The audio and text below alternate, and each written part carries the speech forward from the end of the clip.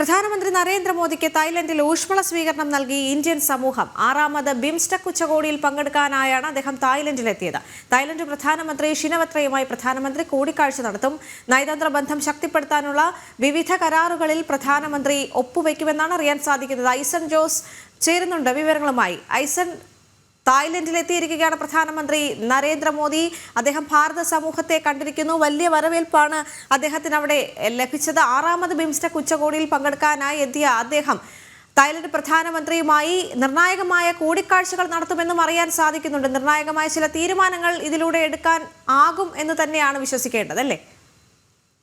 തീർച്ചയായും ദേവിക, നിർണായകമായ പല കൂടിക്കാഴ്ചകളും നടക്കുമെന്ന റിപ്പോർട്ടുകൾ തന്നെയാണ് ഇപ്പോൾ നമുക്ക് ലഭ്യമാകുന്നത്. അത്തരത്തിലുള്ള വിവരങ്ങളാണ് പുറത്തുവരികയും ചെയ്യുന്നത്. നമുക്കറിയാവുന്നതാണ്, ബിംസ്റ്റെക് എന്ന് പറയുന്നത് ഭാരതവും ഭൂട്ടാനും ബംഗ്ലാദേശും മ്യാൻമാറും തായ്ലൻഡും നേപ്പാൾ, ശ്രീലങ്ക തുടങ്ങിയ രാജ്യങ്ങൾ ഉൾപ്പെടുന്ന ഒരു സപ്തകക്ഷി സഖ്യമാണ്. ഇതിൽ ഈ സപ്തകക്ഷി സഖ്യത്തിന്റെ ചെയർമാൻ സ്ഥാനം അല്ലെങ്കിൽ അധ്യക്ഷ സ്ഥാനം ഇത്തവണ തായ്ലൻഡിനാണ് എന്നതാണ് പ്രത്യേകത. മറ്റൊരു സുപ്രധാനമായ കാര്യം ഈ ചർച്ചകളിൽ കടന്നു വരേണ്ടത്, നേരത്തെ നമുക്കറിയാവുന്നതുപോലെ മ്യാൻമാർ ഭൂകമ്പവുമായി ബന്ധപ്പെട്ടുള്ള വിഷയങ്ങളാണ്. മ്യാൻമാർ ഭൂകമ്പത്തിന്റെ പശ്ചാത്തലത്തിൽ ഈ ബിംസ്റ്റെക് സമ്മേളനം നടക്കുമോ എന്ന ഒരു ആശങ്ക നിലനിന്നിരുന്നെങ്കിലും സമ്മേളനം നടക്കുമെന്ന നിലപാട് തന്നെയാണ് പുറത്തു വന്നത്. നേരത്തെ ദേവിക സൂചിപ്പിച്ചതുപോലെ അല്പസമയം മുമ്പാണ് പ്രധാനമന്ത്രി ഉച്ചകോടിയുടെ ഭാഗമായി ബാങ്കോക്കിലെത്തിയത്. ബാങ്കോക്കിലെത്തിയ അദ്ദേഹത്തിന് ഇന്ത്യൻ സമൂഹത്തിന്റെ വലിയൊരു വരവേൽപ്പ് നമുക്കറിയാവുന്നതാണ്. നേരത്തെ എല്ലാ രാജ്യങ്ങളിലും അദ്ദേഹം സന്ദർശിക്കുമ്പോൾ ഉണ്ടാകുന്ന അതേ രീതിയിലുള്ള ഊഷ്മളമായ ഒരു സ്വീകരണം ഇന്ത്യൻ സമൂഹത്തിന്റെ ഭാഗത്തു നിന്നുണ്ടായിരിക്കുന്നു എന്നതാണ് ഏറെ പ്രാധാന്യം അർഹിക്കുന്ന ഒരു വിഷയം. അത്തരത്തിലുള്ള ആ ഒരു സ്വീകരണം മോദി വിളികളോടെ, ആഹ്ലാദാരവങ്ങളോടെ, സമ്മാനങ്ങളെല്ലാം നൽകിക്കൊണ്ടുള്ള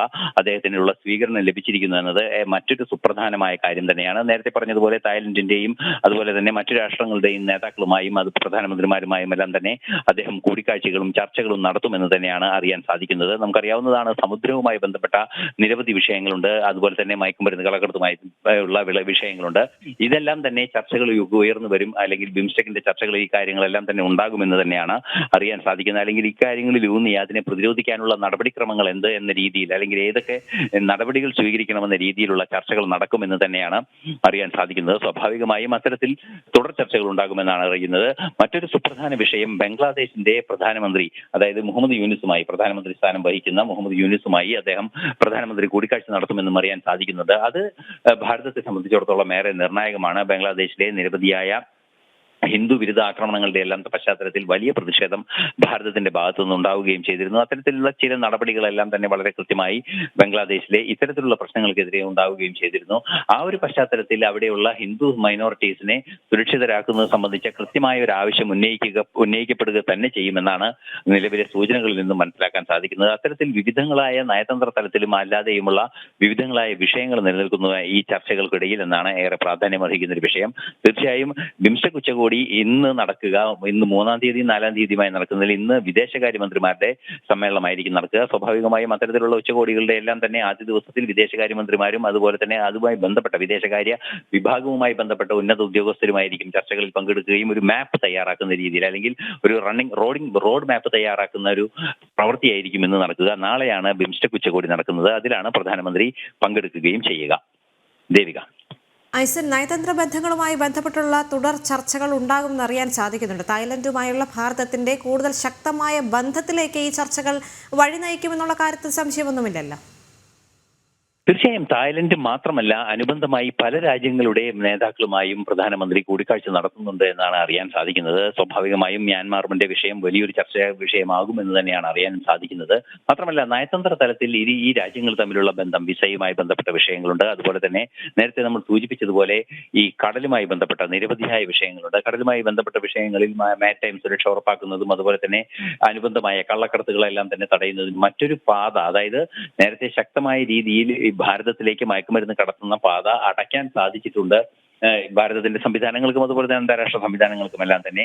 പക്ഷേ മറ്റൊരു റൂട്ട് ബംഗ്ലാദേശ് വഴി കണ്ടെത്താൻ സാധിച്ചിട്ടുണ്ട് ഈ ഇത്തരത്തിൽ മയക്കുമരുന്ന് കടത്തുന്നവർക്ക്, അത് ഹവാല ഉപയോഗിക്കുന്നവർക്ക് എന്നും അറിയാൻ സാധിക്കുന്നുണ്ട്. ആ പശ്ചാത്തലത്തിൽ അത് ഏറെ നിർണായകമായ ഒരു ഉഭയകക്ഷി ചർച്ച അല്ലെങ്കിൽ ഉന്നതതല ചർച്ചയ്ക്ക് സാഹചര്യം ഒരുക്കുമെന്നാണ് അറിയാൻ സാധിക്കുന്നത്. ഭൂട്ടാനുമായുള്ള നയതന്ത്ര ബന്ധം മികച്ച രീതിയിൽ തുടരുന്നതാണ്. ഭൂട്ടാൻ രാജാവ് പലതവണ ഭാരതത്തിൽ സന്ദർശിക്കുകയും ഒക്കെ ചെയ്യുന്നതാണ്. അതുകൊണ്ട് തന്നെ ഭൂട്ടാനുമായുള്ള ഔപചാരിക ചർച്ചകളും സ്വാഭാവികമായും കുറെ കൂടി വിശാലമായ ചർച്ചകളും ഉണ്ടാകുമെന്ന കാര്യത്തിലും തർക്കമില്ല. മറ്റു സുപ്രധാനമായ രാജ്യങ്ങൾ, അതായത് തായ്ലൻഡ്, ബംഗ്ലാദേശ് എന്നീ രാജ്യങ്ങളും മ്യാൻമാറുമായുള്ള ചർച്ചകളും എല്ലാം തന്നെ വളരെ വിശാലമായ നയതന്ത്ര ബന്ധങ്ങൾ ശക്തമാക്കുന്നതിനും അത് ഊട്ടിയുറപ്പിക്കുന്നതിനുമുള്ള നീക്കം തന്നെയായിരിക്കും നടക്കുക എന്നാണ് അറിയാൻ സാധിക്കുന്നത്. ദേവിക.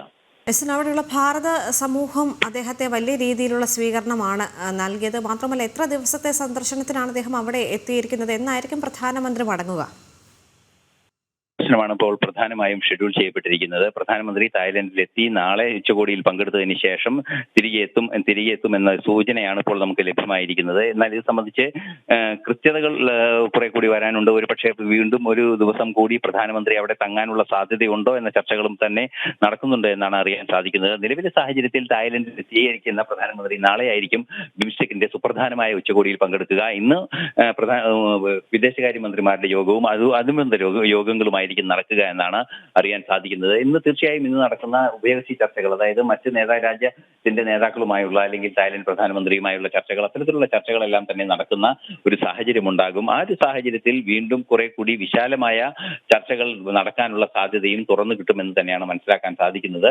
നിലവിൽ നേരത്തെ സൂചിപ്പിച്ചതുപോലെ വലിയൊരു സ്വീകരണം അദ്ദേഹത്തിന് ലഭിച്ചിരിക്കുന്നു. ആ സ്വീകരണത്തിന്റെ അടിസ്ഥാനത്തിൽ പരിശോധിക്കുകയാണെങ്കിൽ തന്നെ മികച്ച ബന്ധം, ഊഷ്മളമായ ഒരു ബന്ധം ഭാരതവുമായി തുടരാനുള്ള ഒരു സാഹചര്യം തന്നെയാണ് തായ്ലൻഡ് മുന്നോട്ട് വയ്ക്കുന്നത്. അല്ലെങ്കിൽ ഈ രാജ്യങ്ങളെല്ലാം തന്നെ ഈ ഇന്ത്യൻ മഹാസമുദ്രത്തിന്റെയും അതുപോലെ തന്നെ പശ്ചിമ ബംഗാളിന്റെയും പശ്ചിമബംഗാളിന്റെയും രാജ്യങ്ങളെല്ലാം തന്നെ ലക്ഷ്യം വയ്ക്കുന്ന ആ ഒരു മികച്ച ബന്ധം ഉറപ്പാക്കുക എന്നത് തന്നെയാണ്. അതിന്റെ ഭാഗമായുള്ള നടപടിക്രമങ്ങളും ചർച്ചകളും പുരോഗമിക്കുമെന്ന് തന്നെയാണ് അറിയാൻ സാധിക്കുന്നത്. ദേവിക.